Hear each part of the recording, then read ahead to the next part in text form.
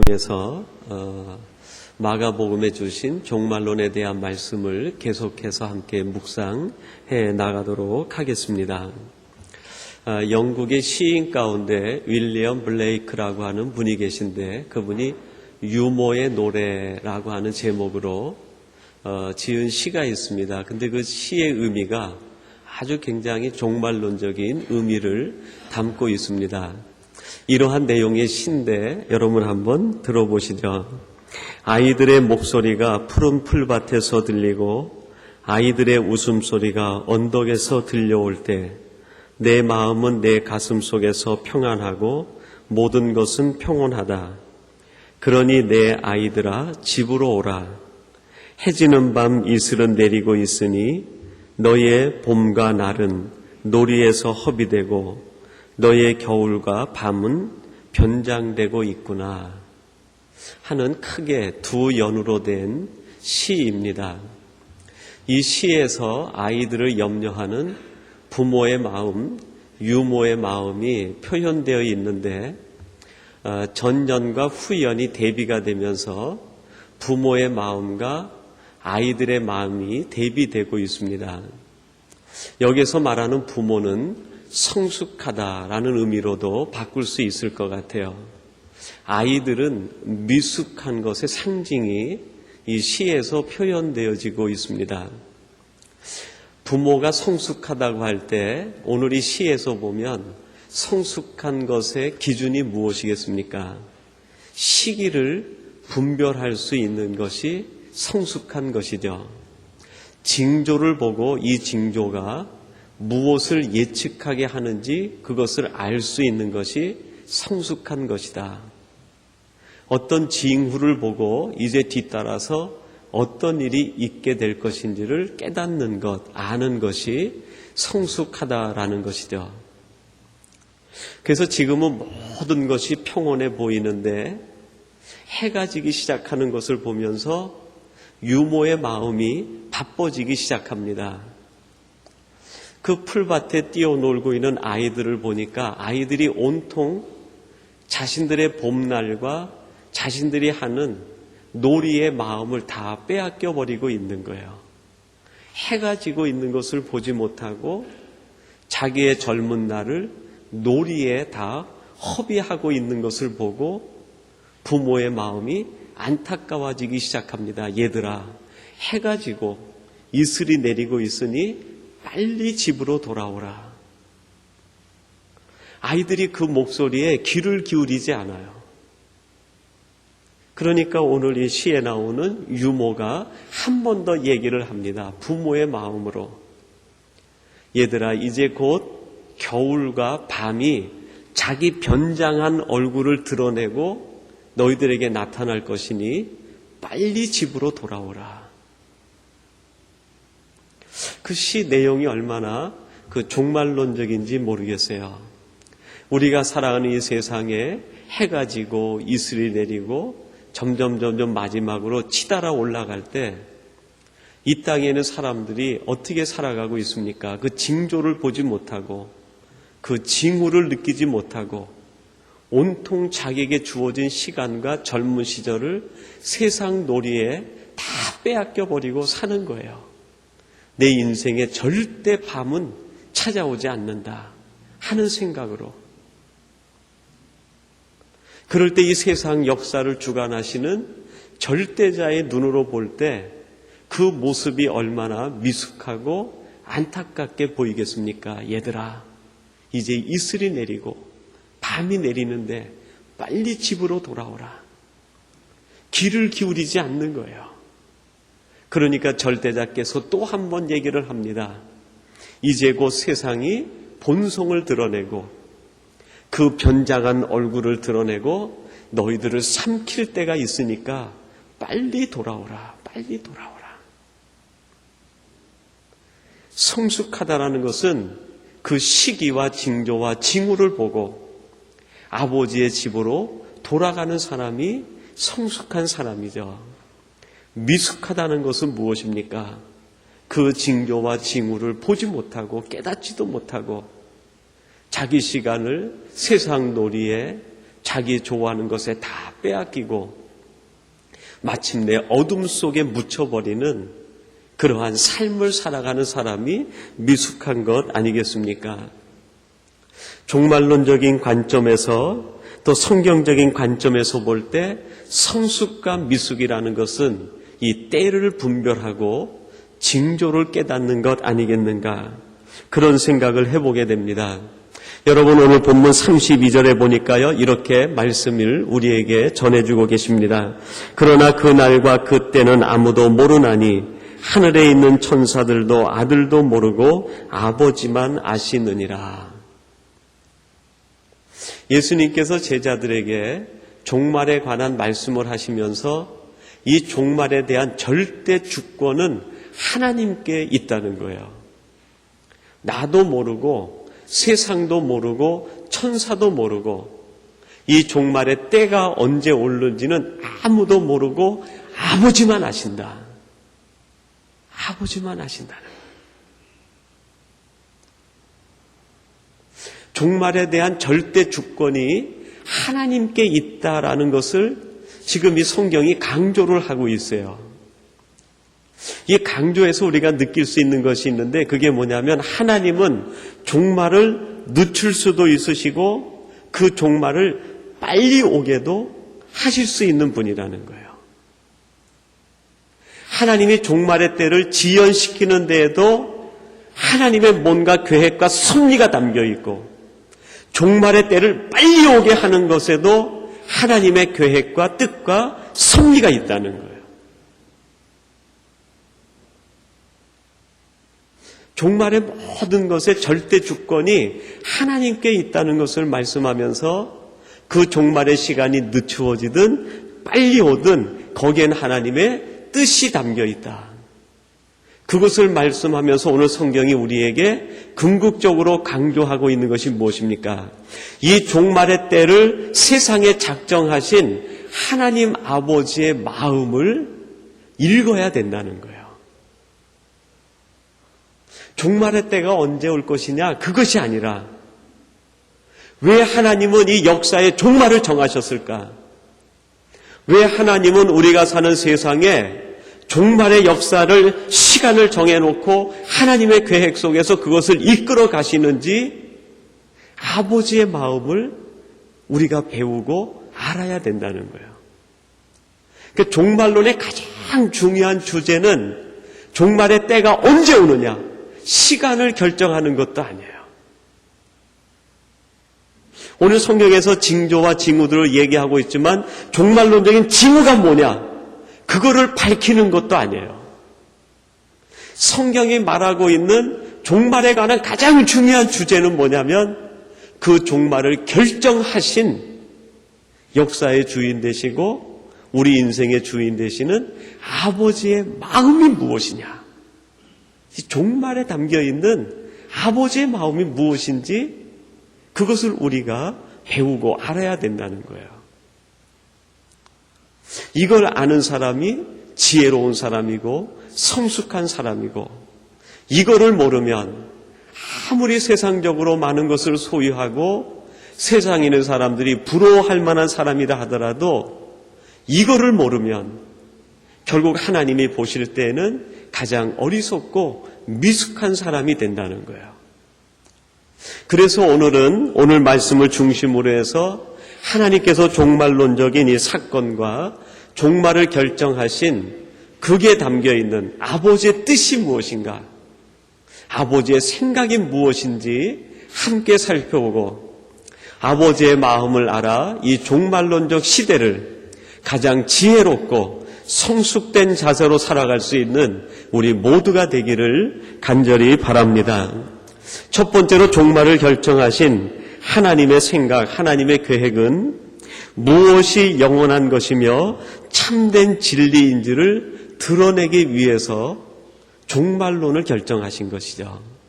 여러분, 오늘 본문 31절 말씀인데 종말의 때가 되면 밝히 드러나는 것이 있다, 그렇게 말씀하시면서 이 말씀을 주셨어요. 우리 31절을 같이 한번 봉독해 보십시다. 31절 말씀입니다. 천지는 없어지겠으나 내 말은 없어지지 아니하리라. 천지는 없어지겠으나 내 말은 없어지지 아니하리라. 종말의 시간이 점점 다가와서 종말의 때에 임박해지게 되면 분명하게 드러나는 것이 있다는 거예요. 천지는 없어지는데 하나님의 말씀은 없어지지 않는다는 거예요. 세상과 하나님이 구분이 된다는 거예요. 진리와 비진리가 구분이 된다는 거예요. 일시적인 것과 영원한 것이 구분이 되어진다는 거예요. 잠시 있는 것과 인간을 영원하게 구원하고 행복하게 할 수 있는 것이 자명하게 드러나게 된다는 거예요. 처음에는 잘 모르는데 이것이 점점 마지막으로 가게 되면 드러나기 시작한다는 거예요. 여러분, 요즘 그 인터넷을 보니까 우리 모국에서는 전 대통령의 그 비자금 문제로 얼마나 그 온 사회가 마치 그 불에다가 기름을 부은 것처럼 시끄러운지 모르겠습니다. 멀리 있다 보니까 그런 인터넷상의 소식을 통해서 또 가끔 전화를 통해서 이야기 듣는 몇 마디로 가늠할 뿐이지만 그것이 우리 한국 사회에 아주 대단히 큰 충격과 또 많은 이들에게 인생에 대한 또 사람에 대한 정의를 다시 하는 그런 계기로 작용을 하고 있는 것 같아요. 아무리 해도 사람은 믿을 수가 없고 결국 이 세상에 있는 모든 것이 얼마나 집요하게 사람을 공격하고 무너뜨리고 있는지. 처음에 이 일이 시작될 때에는 이것인지 저것인지 분간이 가지 않고 마치 미중유소처럼 안개 속을 걸어가는 것처럼 혼란스러웠는데요. 시간이 가고 가면서 막바지에 이르게 되니까 하나씩 드러나게 되는 것. 하나님께서 이 세상에 종말의 때를 정하신 것에 하나님의 의도는 그런 것이 있다는 거예요.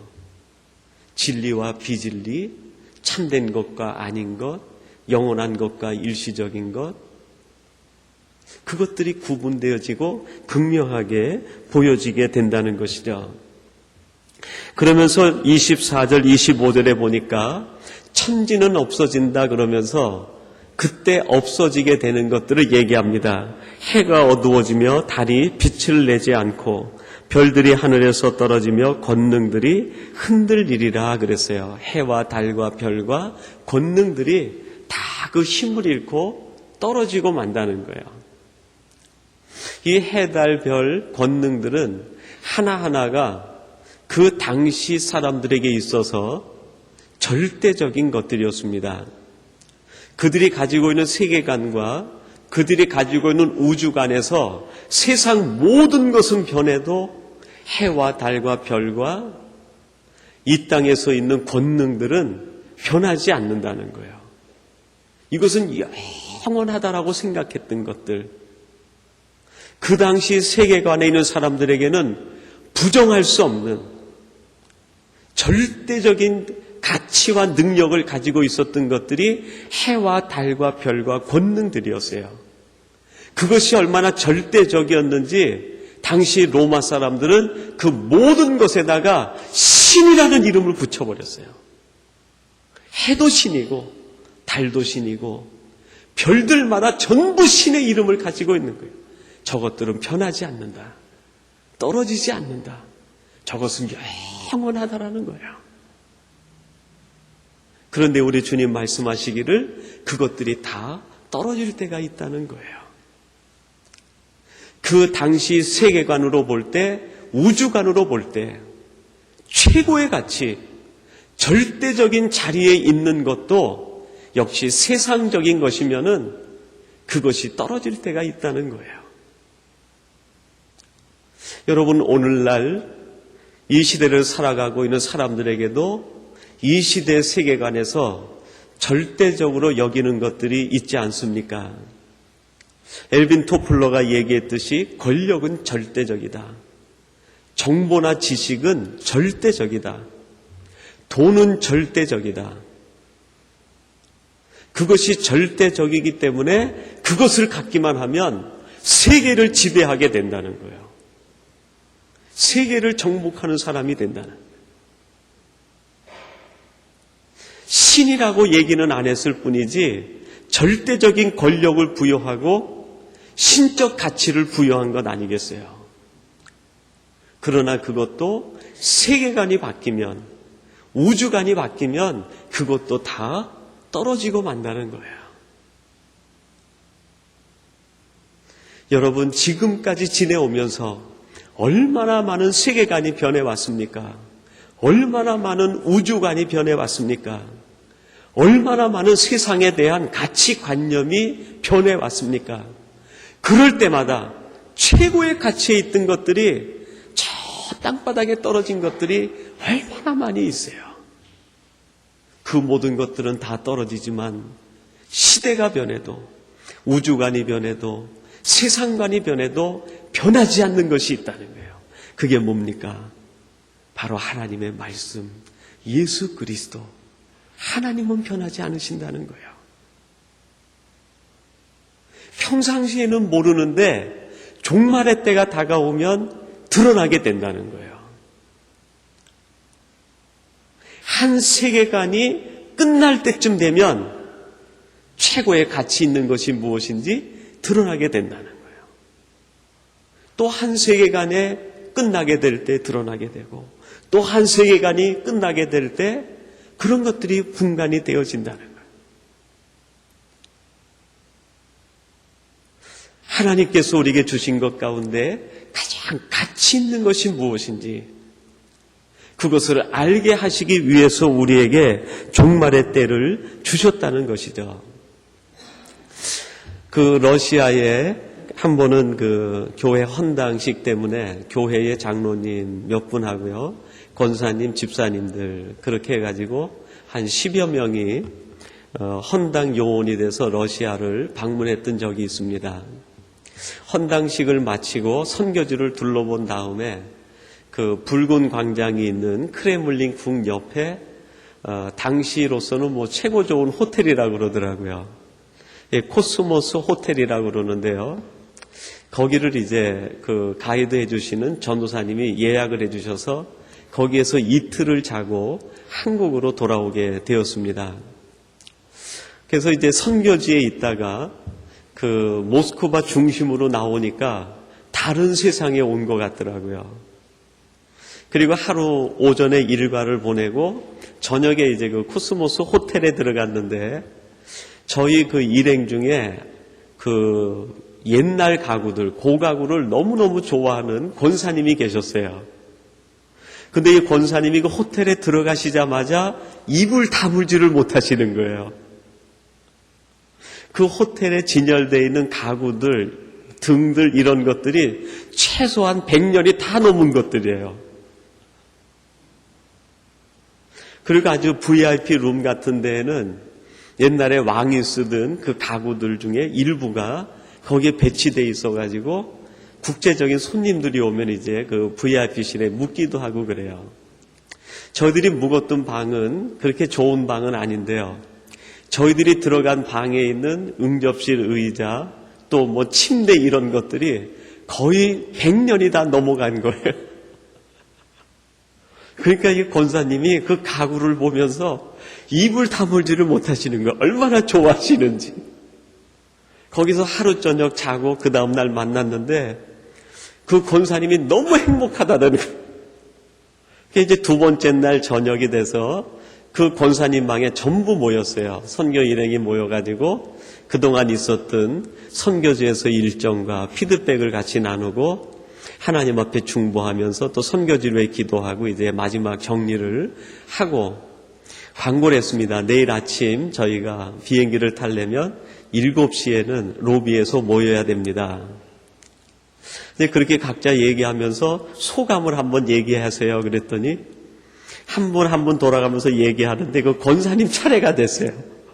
근데 권사님은 선교지에 대한 소감보다 이 가구는 최소한 100년이 넘었고 이 침대에서는 이거는 하여튼 그 가구 자랑만 하시는 거예요. 그래서 저희 일행 중에 한 분이 우스갯소리로 권사님은 그러면 내일 내려오지 마시고 여기에서 좀 쭉 계시다가 오시면 좋겠다고. 그리고 이제 헤어진 다음에 그 다음날 아침이 됐는데 전부 모였더라고요. 그 권사님도 오시고. 그래서 제가 그 권사님 보고 권사님 그 가구 놔두고 오기가 쉽지 않으셨을 텐데 어떻게 내려오셨어요? 그랬더니 하시는 말씀이 목사님 아무리 가구가 좋아도 집에는 가야죠. 집이 좋죠. 집에는 가야죠. 그렇게 얘기하는 소리를 듣고 저희 일행들이 같이 웃었던 기억이 납니다. 마지막 시간이 되면 버려야 될 것이 무엇인지, 포기해야 될 것이 무엇인지, 일시적인 것이 무엇이고 잠깐 있는 것이 무엇인지가 드러나게 된다는 거예요. 본향을 생각하면 정리할 것들이 눈에 띄는 거죠. 내가 떠나야 될 시간이 눈에 보이고 더 이상 내가 미련두지 않고 버려야 될 것이 무엇인지 눈에 띄게 된다는 거예요. 종말의 유익이 그것 아닙니까?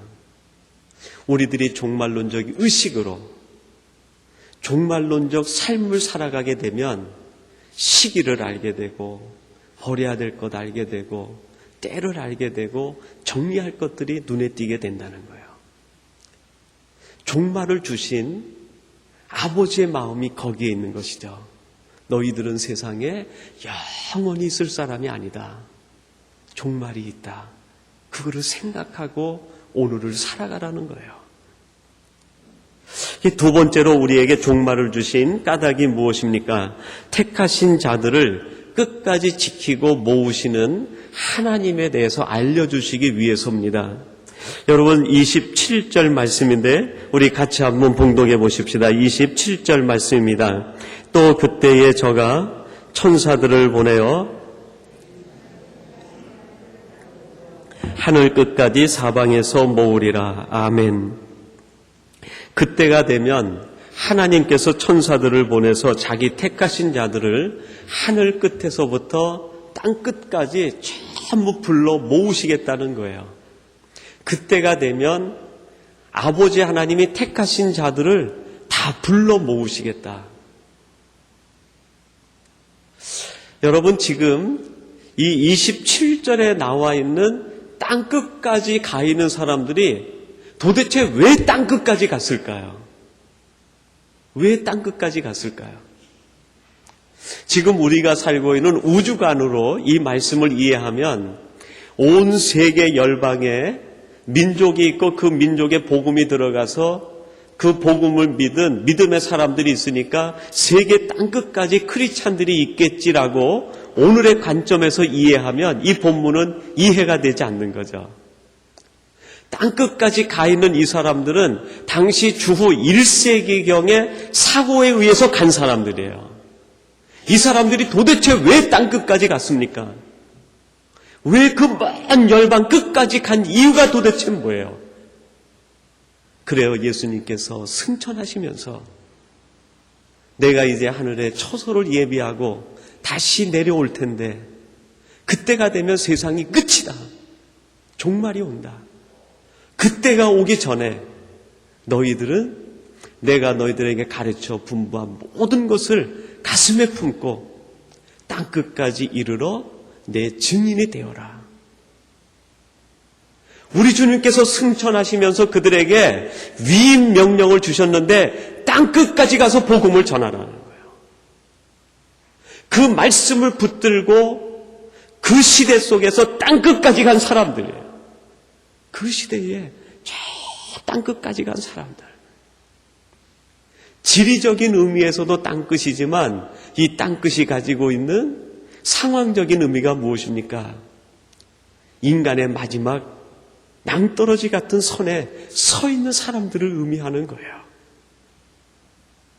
가장 절박한 위기와 고통과 어려움에 처해 있는 사람들. 왜요? 생존하기 위해서 살아가다가 위기에 처해 있는 것이 아니라 우리 주님께서 주신 그 명령을 붙들고 그 사명을 따라 살기 위하여 살아가다가 절벽에 부딪힌 사람들.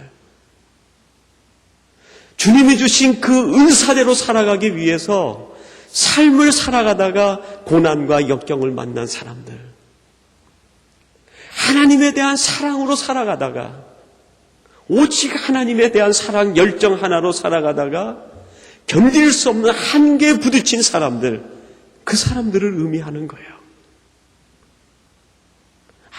아무도 몰라주죠. 아무도 아는 사람이 없어요. 사명 때문에, 말씀 때문에, 하나님이 주신 은혜 때문에, 하나님에 대한 사랑 때문에, 십자가 때문에 모든 걸 포기하고 땅 끝까지 가서 그 고통 속에 있는 사람들, 아무도 모르지만 누구는 아신다는 거예요? 아버지는 아신다는 거예요. 내가 땅 끝에 있는 것을 안다.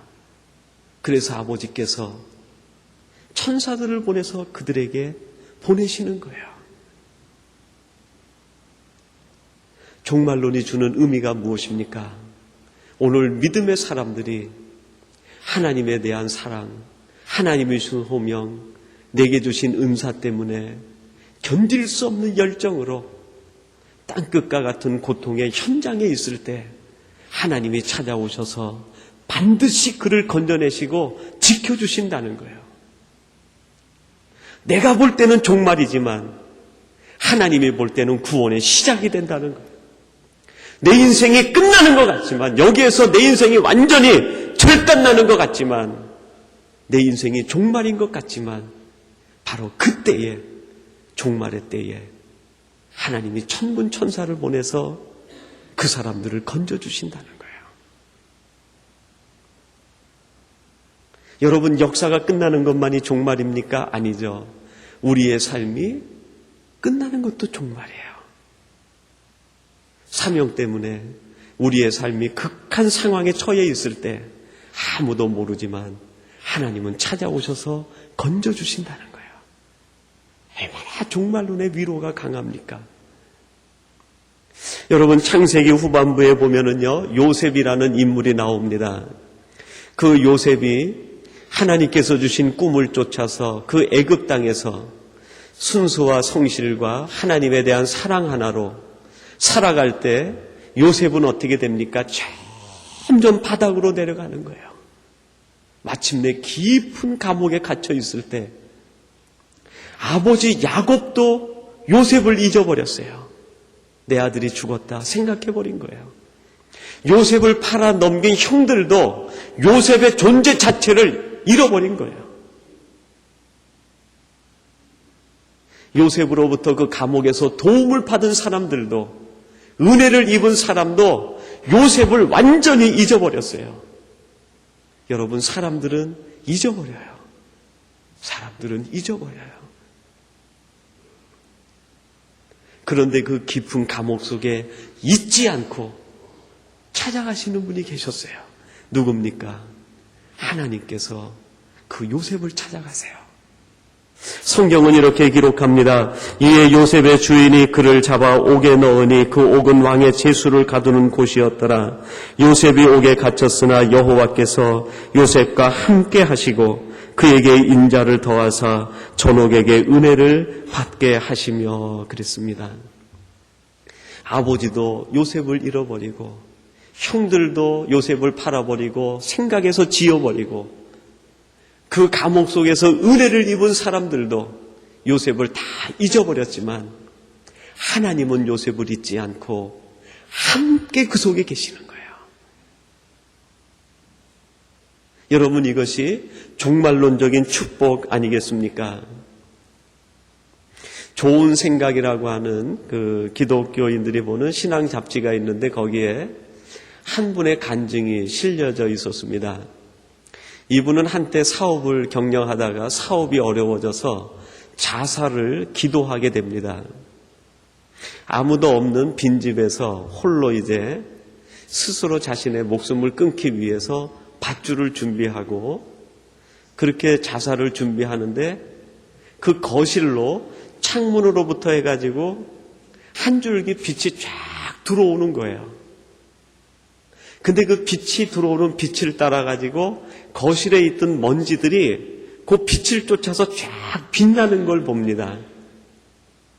근데 이분의 눈에는 그 빛을 따라 빛나는 먼지가 너무너무 아름답게 보인 거예요. 마치 은하수를 쫙 뿌려놓은 것처럼 그 빛을 따라서 먼지가 보인 거예요. 그때 이분 마음속에 그런 생각이 들더래요. 먼지도 이렇게 아름다운데, 먼지도 이렇게 아름다운데. 먼지에 빛이 닿으니까 먼지가 아닌 거예요. 이거는 별처럼 빛나는 거예요.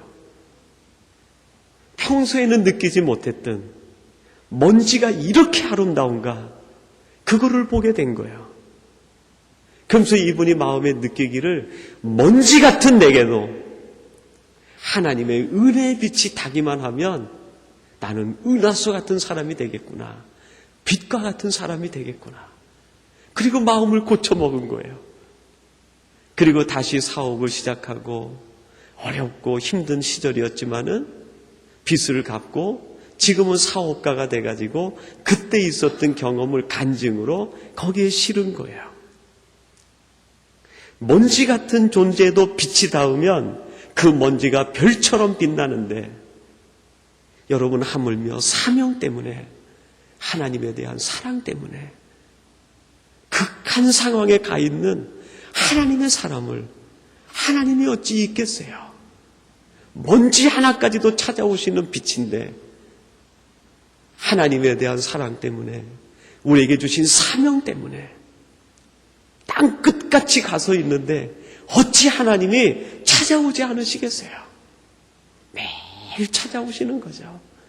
감옥 속에 요셉을 찾아가듯이 하나님은 동일하게 지금도 우리를 찾아오시는 거예요.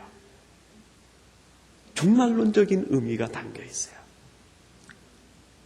세 번째 의미가 있는데요. 짧게 말씀을 드리겠습니다. 시간이 있을 때 후회를 남기는 삶, 후회를 남기지 말라고 우리에게 종말론적인 시간을 주셨다는 뜻입니다.